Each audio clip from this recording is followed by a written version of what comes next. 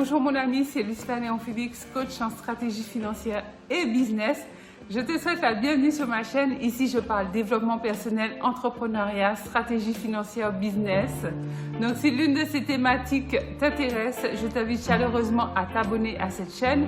Tu peux également cliquer sur la petite cloche en bas à droite. Comme ça, tu seras averti par notification à chaque fois que je mettrai en ligne l'une de nos nombreuses vidéos hebdomadaires qui t'apportent du bon contenu comme celle que je m'apprête à partager dans quelques instants avec toi pour booster ta vie, sécuriser tes finances et surtout te permettre d'atteindre ce niveau de sérénité, de bien-être et de sécurité auquel tu aspires. Deuxième chose, va en barre de description, tu verras un lien, il s'agit d'un tout petit questionnaire super rapide à remplir. Une fois que tu l'as rempli, je t'offre une demi-heure de coaching stratégique gratuit pour pouvoir mettre en place avec toi tes premières pistes, tes premiers objectifs pour booster ta vie, sécuriser tes finances et te permettre de vivre de manière très concrète la vie à laquelle tu aspires. Sans plus tarder, entrons dans le vif du sujet. Aujourd'hui, nous allons parler de la résidence principale. Faut-il acheter sa résidence principale ou pas? Tu verras que c'est une thématique qui suscite beaucoup d'émotions, beaucoup de questions, beaucoup d'interrogations et il y a beaucoup d'idées reçues qui ne sont pas vraies. Donc, je te propose d'aborder le sujet avec toi aujourd'hui. Comme ça, tu sauras s'il faut que tu restes locataire si tu l'es déjà ou s'il faut que tu revois tes pistes, que tu revois tes cartes si tu as déjà acheté ta résidence principale. La France fait partie des pays où c'est emblématique d'être propriétaire de sa résidence principale. C'est un peu comme un trophée, c'est un accomplissement. Tu as réussi ta vie lorsque tu es propriétaire de ta maison ou de ton appartement. D'ailleurs, si mes souvenirs sont bons, la France est le premier pays francophone qui a le taux le plus élevé de propriétaires. Donc, ça veut bien dire que être propriétaire de sa maison, de son appartement, c'est tout un symbole. Derrière ça, il y a une notion emphatique qui est de l'ordre de l'accomplissement, de la reconnaissance sociale, de la performance. Malheureusement, derrière ce symbole de réussite, on va dire, se cache une volonté plus liée à l'apparence qu'une réelle volonté de performance économique. Et c'est là où le bas blesse. Si je veux synthétiser, dans l'achat de la résidence principale, en fait, il y a plus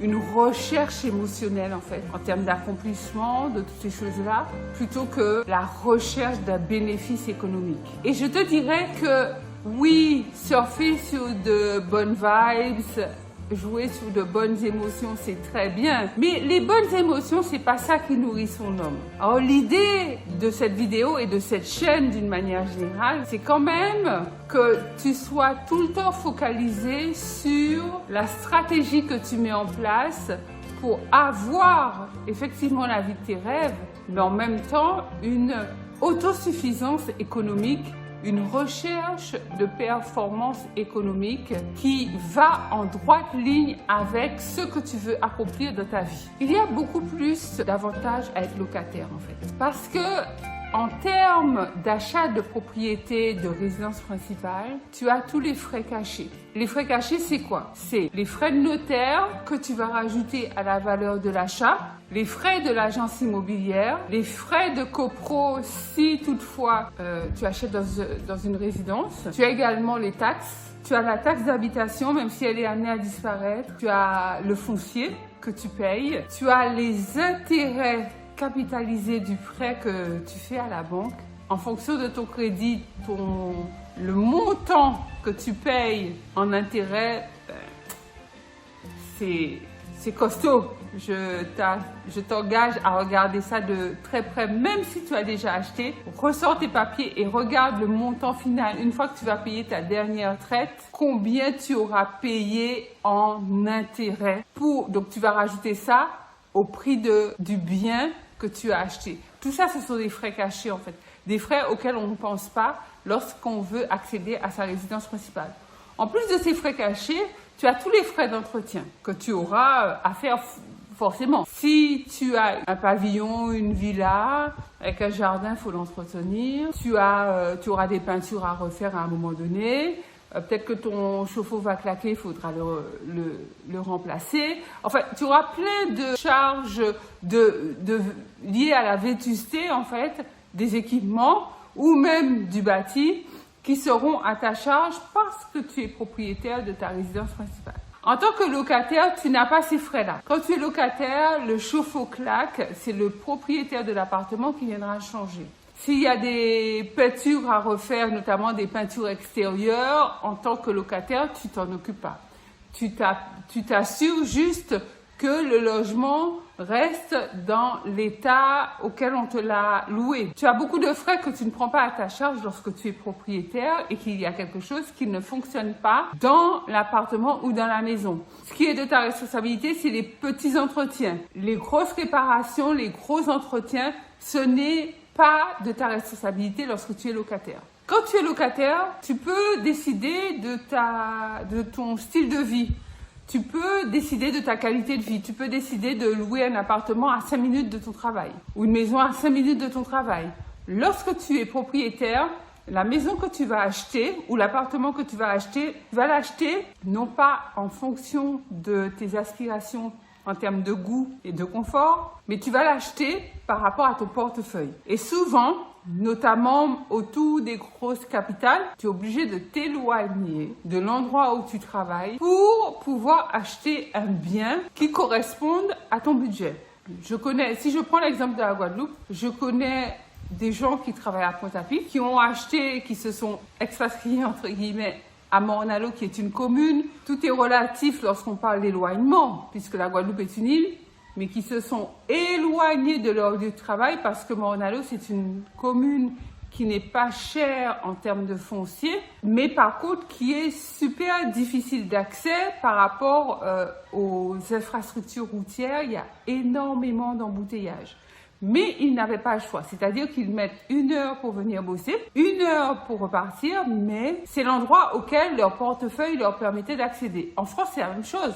Lorsqu'on parle, je sais pas, de grandes villes comme Paris, Marseille, Bordeaux, Lyon, si tu travailles à Paris, genre à la Défense par exemple, et que tu veux habiter à 5 minutes de ton travail, tu as intérêt à avoir le budget qui va bien, si tu vois ce que je veux te dire. Donc, être propriétaire devient super compliqué. Si tu travailles à Paris, intramuros, pour être propriétaire, il faut vraiment que tu aies un gros capital. Par contre, être locataire, si tu travailles à la Défense et que tu veux habiter pas loin, ça devient plus envisageable. Je veux pas dire que tu auras un appartement pas cher. Je veux juste dire que financièrement, ça devient plus envisageable. Donc, lié au fait que tu achètes ta résidence principale dans une ville ou dans un secteur géographique que ton porte-monnaie te permet, ça veut dire implicitement que tu n'auras pas accès aux villes les plus cotées en fait. Donc, la valeur de ta résidence principale ne va pas croître aussi vite et autant que dans une ville qui a plus de cotes, plus de valeur immobilière. C'est pour ça qu'en France, notamment autour des grosses agglomérations urbaines, mais également en Guadeloupe, des gens se retrouvent à se lever à des heures incroyables, super tôt, parce que ces personnes habitent trop loin de leur lieu de travail. Donc, dis-toi bien que ce choix a forcément un impact sur ta vie et également sur le confort, ton confort familial. Lorsque tu es locataire, tu as énormément plus de liberté que lorsque tu es propriétaire. Lorsque tu es locataire, tu t'en vas quand tu veux. Il te suffit de donner ton préavis 3 mois avant, 1 mois avant si tu es en meublé ou même 1 mois avant si tu es en nu, mais que tu es muté quelque part.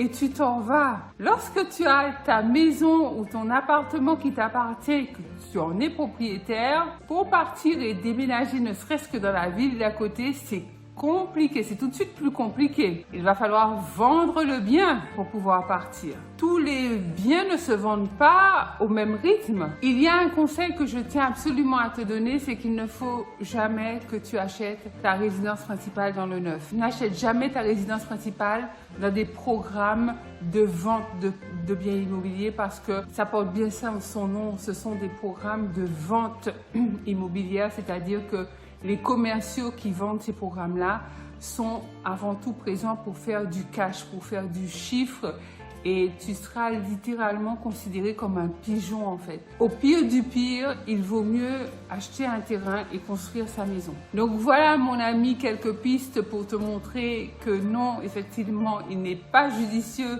d'acheter sa résidence principale. Il vaut mieux investir dans l'immobilier, mettre des biens en location et lorsque tu auras suffisamment de cash flow, là, tu pourras acheter ta résidence principale et en fait, le crédit de ta résidence principale, si toutefois tu es amené à faire un crédit, qui est le cas pour la plupart d'entre nous, c'est l'argent généré par tes revenus passifs qui te permettra de régler le crédit de ta résidence principale. Tout est question de stratégie, tout est question de vision. Donc, avant de te lancer, pose-toi et réfléchis à ta vision et à ta stratégie. Si tu as besoin de mon aide là-dessus, en tant que coach, n'hésite pas à me laisser un commentaire ou à m'envoyer un mail. Je me ferai un plaisir de t'accompagner là-dessus.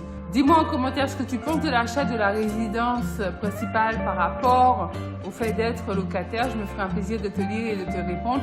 Pense à liker cette vidéo, un gros pouce bleu, à la partager massivement tout autour de toi, dans tes réseaux sociaux, etc.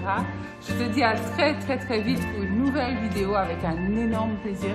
C'est Lisa Léon Félix qui te dit à très bientôt.